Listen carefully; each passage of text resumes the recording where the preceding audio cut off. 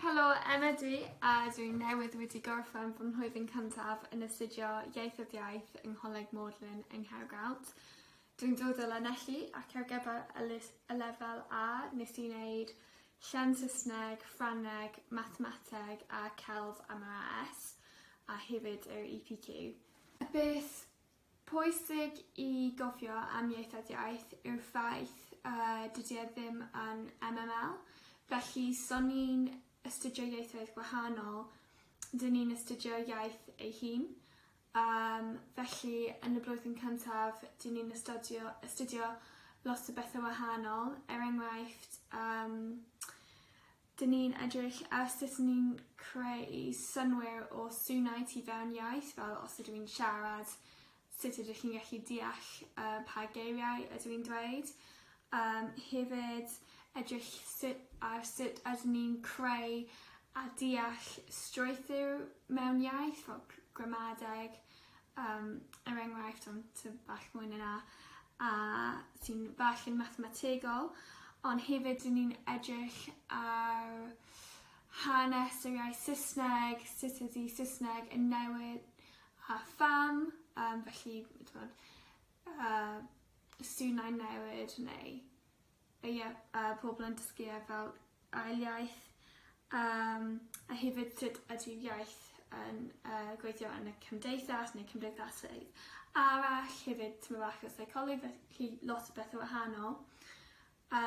Smond 30 o'n ni sydd yn y blwyddyn, yn fy mlwyddyn i, ac tua 30 ym mhob blwyddyn.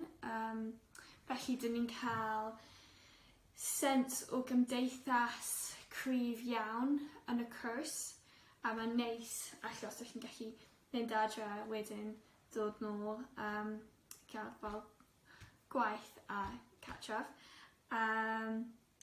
Hefyd, smond 4 lecture sydd da ni, ond hefyd 4 supervision, pob wythnos, dyn ni'n dweud, sydd yn neis, felly mae yna lot o waith am eich supervisions.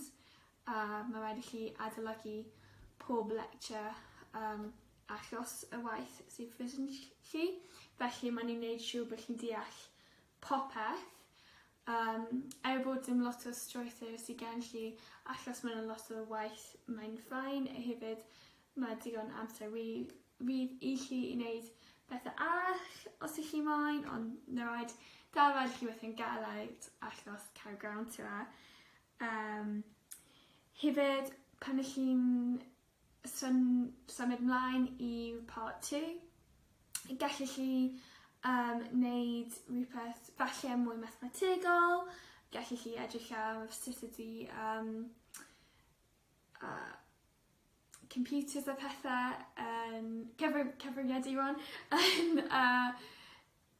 gallu prosesio iaith, a hefyd gallech chi edrych mewn i seicoleg neu cymysgedd o'r ddau, neu falle hanes neu rhywbeth. Felly mae yna lot o dewis i chi wneud, ac os ych chi'n stuck, just troi at Directors of Studies chi, a mae pawb yn gallu helpu chi, ac bod e'n cwrs mor fach, mae yna sens o gymdeithas cryf iawn, a mae pawb yna i helpu chi. Rwy'n cael lle ar y cwrs ieithyddiaeth yng Caergrawnt. Bydd rhaid i chi llenwi mas eich ffurflen UCAS fel ych chi'n gwneud i bob Prifysgol arall. Wedyn bydd rhaid i chi llenwi mas y ffurflen SAQ sydd yn arbennig i Caergrawnt, felly bydd rai o cwestiynau ychwanegol. Wedyn bydd rhaid i chi wneud prawf yn yr ysgol am y cwrs, a wedyn falle byddwch chi'n dod lan am cyfweliad yn tebygol yn mis Rhagfyr. Wedyn, os ydych chi'n cael offer yn mis Ionawr, bydd rhaid i chi cael graddau a suren a yn eich arholiadau lefel A. Baswn i'n dweud i unrhyw un sydd eisiau astudio ieithyddiaeth yng Caergrawnt i darllen mewn i'r cwrs darllen unrhyw beth sydd ydych chi'n cael diddordeb mewn. Sdim wybodaeth arbennig maen nhw'n disgwyl i chi ybod, ond jyst edrych mewn i fe, cael sens o beth yw y cwrs. Hefyd cymerwch pob cyfle sydd yna, felly rai o rhoi siarad fel summer schools, neu jyst ofyn i athrawon i helpu chi. Hefyd edrych ar gwefannau, ar cymbapurau, hyd yn oed ar YouTube, jyst defnyddiwch pob adnodd sydd gennych chi i helpu chi edrych mewn i'r cwrs a cael lle yn y prifysgol.